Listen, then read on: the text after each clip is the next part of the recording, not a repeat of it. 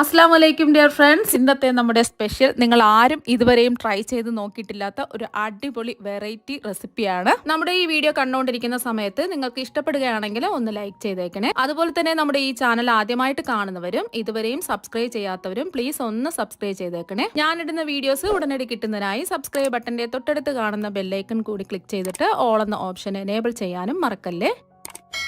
ആദ്യത്തിന് ഇതിനായിട്ട് ഞാനിവിടെ 250 ml കപ്പിന് 3 കപ്പ് ഇഡലി റൈസ് ആണ് ഇട്ട് കൊടുക്കുന്നത്. ഇഡലി റൈസിന് പകരമായിട്ട് സാധാരണ പച്ചരി എടുത്താലും മതി. അപ്പൊ അതാ 3 കപ്പ് ഇഡലി റൈസ് ഇട്ട് കൊടുത്തിട്ടുണ്ട്. ഇതുപോലത്തെ അളവ് കപ്പില്ല എന്നുണ്ടെങ്കിൽ സാധാരണ വെള്ളവും ചായയൊക്കെ കുടിക്കുന്ന ഗ്ലാസ്സിൽ 3 ഗ്ലാസ് ഇഡലി റൈസ് അളന്നെടുക്കാം. ഇനി നല്ലതുപോലെ ഒന്ന് കഴുകിയെടുക്കാം.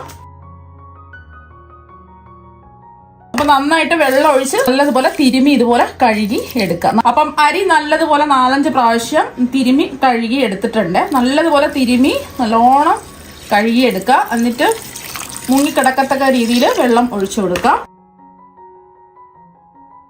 7-8 മണിക്കൂർ ഇത് കുതിർക്കാൻ വേണ്ടി വെക്കാം. ഇത് അരി കുതിർന്ന് വരുമ്പോൾ നല്ല വെള്ള കളറായി മാറും. മൂടി വെക്കാം. അപ്പൊ നമ്മൾ എത്ര കപ്പിലാണോ അരി അളന്നെടുത്തിട്ടുള്ളത് അതിന്റെ ആ ഒരു കപ്പിന്റെ അളവിൽ തന്നെ ഒരു 1/4 കപ്പ് ഉഴുന്നിട്ട് കൊടുക്കാം. ഗ്ലാസ്സിലാണെന്നുണ്ടെങ്കിൽ ഒരു 1/4 ഗ്ലാസ് ഉഴുന്നിട്ട് കൊടുക്കുക. എന്നിട്ട് 2-3 പ്രാവശ്യം ഒന്ന് വെള്ളം ഒഴിച്ച് നന്നായിട്ടൊന്ന് തിരുമ്മി കഴുകി വൃത്തിയാക്കിയതിന് ശേഷം നമ്മൾ മുങ്ങിക്കിടക്കത്തക്ക രീതിയിൽ വെള്ളം ഒഴിച്ച് ഒന്ന് കുതിർക്കാൻ വെക്കാം. ഉഴുന്ന് 2-3 പ്രാവശ്യം കഴുകി വൃത്തിയാക്കി എടുത്തിട്ടുണ്ട്. ഇനി മുങ്ങിക്കിടക്കത്തക്ക രീതിയിൽ വെള്ളം ഒഴിച്ച് കുതിർക്കാൻ വെക്കാം. ഇനി ഒരു ബൗളിലേക്ക് 1/2 കപ്പ് ചൗരി ചേർത്ത് കൊടുക്കാം. നമ്മൾ ഏത് കപ്പിലാണോ അരിയും ഉഴുന്നും അളന്നെടുത്തിട്ടുള്ളത് അതേ കപ്പിന്റെ അളവിൽ തന്നെ ചൗരി 1/2 കപ്പ് അളന്നെടുക്കുക. ഗ്ലാസിന്റെ അളവിലാണെന്നുണ്ടെങ്കിൽ 1/2 ഗ്ലാസ് ചൗരി അളന്നെടുക്കുക. ഇനി ജസ്റ്റ് ഒന്ന് കഴുകിയെടുക്കുക. എന്നിട്ട് മുങ്ങിക്കിടക്കത്തക്ക രീതിയിലുള്ള ഒഴിച്ച് ഒന്ന് കുതിർക്കാൻ വെക്കാം. ഇതുപോലെ നിറച്ച് വെള്ളം ഒഴിച്ചിട്ട് വേണം കുതിർക്കാൻ വെക്കാൻ വേണ്ടിയിട്ട്. നല്ലോണം വീർത്ത് സോഫ്റ്റായി വരും. അപ്പൊ നമ്മൾ വെള്ളം ഒഴിച്ച് വെച്ച ഉഴുന്ന് ഫ്രിഡ്ജിലാണ് കുതിർക്കാൻ വേണ്ടി വെക്കുന്നത്. അപ്പൊ 7 മണിക്കൂർ അരിയും ഉഴുന്നും ചവരിയും കുതിർത്തെടുത്തിട്ടുണ്ട്. അപ്പൊ എല്ലാം നന്നായിട്ട് കുതിർന്ന് വന്നിട്ടുണ്ട്. ഇതിലുള്ള വെള്ളം കളയരുത്. ഈ ഉഴുന്നിന്റെ വെള്ളത്തിലാണ് നമ്മളിത് അരച്ചെടുക്കുന്നത്. അപ്പൊ അതാ കണ്ടിട്ട് ചവരിയും നല്ല കുതിർന്ന് സോഫ്റ്റ് ആയിട്ട് വന്നിട്ടുണ്ട്. ഈ ചവരിയിലുള്ള വെള്ളം കളഞ്ഞിട്ട് വേണം അരിയും ചവരിയും ഒന്നിച്ചാണ് അരയ്ക്കുന്നത്. ഉഴുന്ന് സെപ്പറേറ്റ് ആണ് അരയ്ക്കുന്നത്. നമ്മൾ ഫ്രിഡ്ജിൽ വെച്ച് തണുപ്പിച്ച് കുതിർത്തെടുത്തിട്ടുള്ള ഉഴുന്നാണ്. ആ വെള്ളം കളയാതെ ആ ഉഴുന്നിന്റെ വെള്ളത്തിൽ തന്നെയാണ് ബാക്കിയെല്ലാം അരച്ചെടുക്കുന്നത്. ഇനി കുതിർത്തെടുത്ത ഉഴുന്ന് ആദ്യം അരച്ചെടുക്കാം. മിക്സിയുടെ ജാറിലേക്ക് മാറ്റാം.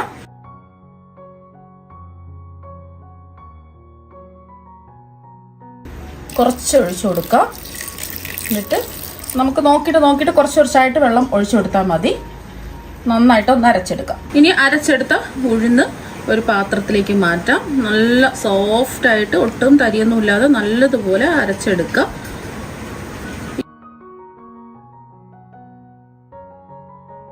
ഒരുപാട് വെള്ളം ഒഴിക്കാതെ കുറച്ച് വെള്ളം ഒഴിച്ച് നല്ല കട്ടിക്ക് ഇതുപോലെ അരച്ചിട്ടെടുക്കാം.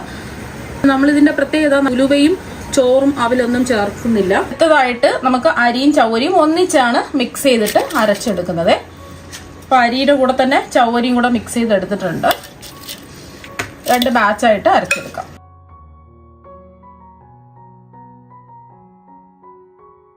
അപ്പൊ ഇതില് നമ്മൾ ഉഴുന്ന് കുതിർത്ത വെള്ളമാണ് അരച്ചെടുക്കാൻ എടുക്കുന്നത്. കുറച്ചായിട്ട് ഒഴിച്ച് നല്ലതുപോലെ അരച്ചെടുക്കുക. ഒരുപാട് വെള്ളം ഒഴിക്കരുത്. അരച്ചെടുത്ത അരിയും ചവരിയും ഉഴുന്നിന്റെ കൂടെ ഒന്ന് തന്നെ ഒഴിച്ചു കൊടുക്കാം. കുഞ്ഞു തരികളായിട്ട് വേണം അരച്ചെടുക്കണം. ഒരുപാട് പേസ്റ്റ് പരുവത്തിൽ അരച്ചെടുക്കരുത്. നമ്മൾ പിടിച്ച് നോക്കുന്ന സമയത്ത് ചെറിയ കുഞ്ഞു തരികൾ പോലെ കിടക്കണം. അപ്പൊ 2ാമത്തെ ബാച്ചും അരച്ചെടുത്തിട്ടുണ്ട്.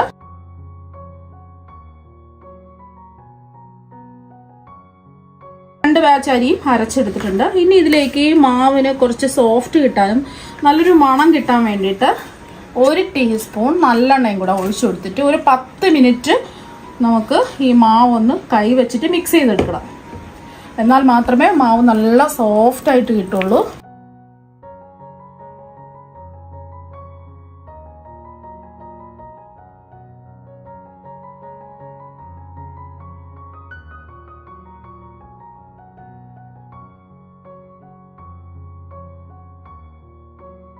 അപ്പോൾ ഒരു 10 മിനിറ്റ് കൈവച്ചിട്ട് ഇതുപോലെ ഒന്ന് മിക്സ് ചെയ്ത് എടുത്തിട്ടുണ്ട്. എന്നാൽ മാത്രമേ നല്ല സോഫ്റ്റ് ആയിട്ട് കിട്ടുള്ളൂ.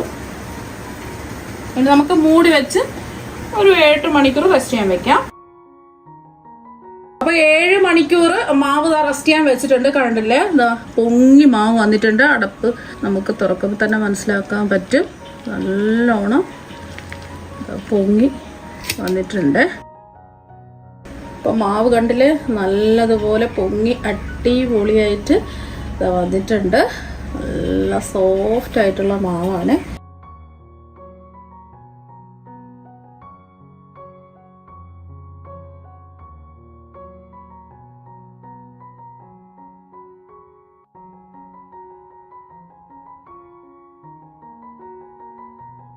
അപ്പൊ ഒന്ന് യോജിപ്പിച്ചെടുത്തതിന് ശേഷം നമുക്ക് ഇത്രയും മാവിന്റെ ആവശ്യമില്ല. പകുതി മാവ് ഒരു ബൗളിലേക്ക് മാറ്റാം, പകുതി നമുക്ക് ഫ്രിഡ്ജിൽ മാറ്റി വെക്കാം.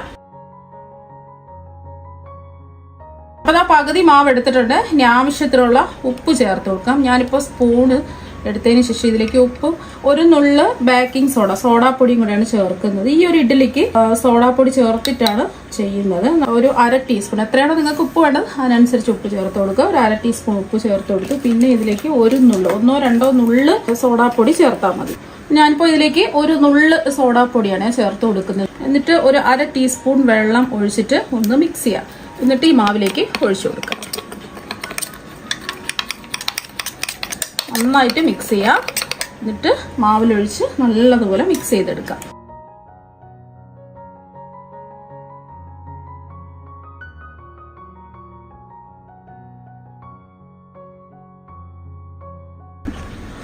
അപ്പൊ നിങ്ങൾക്ക് എത്രയാണോ മാവ് വേണ്ടത് അതിനനുസരിച്ചിട്ട് എടുക്കാം. എനിക്കിപ്പോൾ പകുതി മാവിന്റെ ആവശ്യമേ ഉള്ളൂ. ബാക്കി മൂടി ഫ്രിഡ്ജിൽ വെച്ചിരുന്നാൽ മതി. ഉപ്പും സോഡാപ്പൊടിയൊന്നും ചേർക്കരുത്, എന്നാൽ പെട്ടെന്ന് തന്നെ പുളിച്ചു പോകും. അതുപോലെ തന്നെ നിങ്ങൾക്ക് പെട്ടെന്ന് മാവ് പുളിച്ച് കിട്ടണമെന്നുണ്ടെങ്കിൽ തലേ ദിവസമേ ഉപ്പ് ചേർത്ത് തയ്യാറാക്കി വെക്കാം.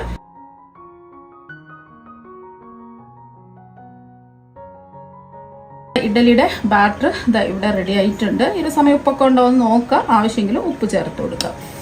അപ്പൊ ഇഡ്ഡലി തയ്യാറാക്കാൻ വേണ്ടിയിട്ട് ഇഡ്ഡലി ചെമ്പില് വെള്ളം തിളപ്പിക്കാൻ വെച്ചിട്ട് ഒരു തട്ട് വെച്ചെടുത്ത്, തട്ട് ഒന്ന് ചൂടാവണം. ചൂടായതിന് ശേഷം ഇതുപോലെ എണ്ണ ഒന്ന് ബ്രഷ് ചെയ്ത് കൊടുക്കാം.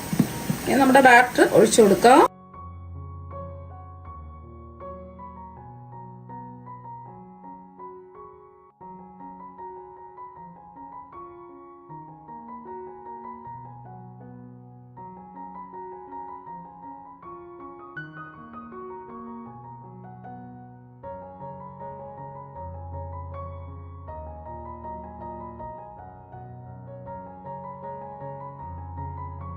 അപ്പം മാവ് ഒഴിച്ചു കൊടുത്തതിന് ശേഷം മീഡിയം ടു ഹൈ ഫ്ലെയിമിൽ ഇതൊന്ന് ആവിയേറ്റ് വേവിച്ചിട്ടെടുക്കാം. നമ്മൾ ഇഡ്ഡലി വേവിക്കാൻ വെച്ചിട്ട് ഒരു 10 മിനിറ്റ് ആയിട്ടുണ്ട്. ഇനി നമുക്ക് തുറന്ന് നോക്കാം. ഇഡ്ഡലി തട്ടിൽ നിന്നും ഇഡ്ഡലി പുറത്തെടുത്ത് വെച്ചിട്ടുണ്ട്. ആ ചൂടോടുകൂടി തന്നെ നമുക്ക് ഇളക്കിയെടുക്കാം. കണ്ടില്ലേ, നമ്മൾ തട്ട് ചൂടായതിന് ശേഷമാണ് മാവ് ഒഴിച്ചു കൊടുത്തിട്ടുള്ളത്. അതുകൊണ്ട് ചൂടോടുകൂടി തന്നെ നമുക്ക് ഇളക്കിയെടുക്കാൻ പറ്റും. നല്ല ചൂടാണ്. നമ്മുടെ ഇഡ്ഡലി എല്ലാം ഇവിടെ റെഡി ആയിട്ടുണ്ട്. നല്ല പഞ്ഞി പോലെ സോഫ്റ്റ് ആയിട്ടാണ് ഇരിക്കുന്നത്. ഇനി ഇതൊന്ന് മുറിച്ചും കൂടി കാണിച്ചു തരാം. അപ്പൊ അതാ കണ്ടില്ലേ, ഉള്ളൊക്കെ നല്ല അടിപൊളിയായിട്ട് വെന്ത് നല്ല പഞ്ഞി പോലെ സോഫ്റ്റ് ആയിട്ടാണ് ഇരിക്കുന്നത്.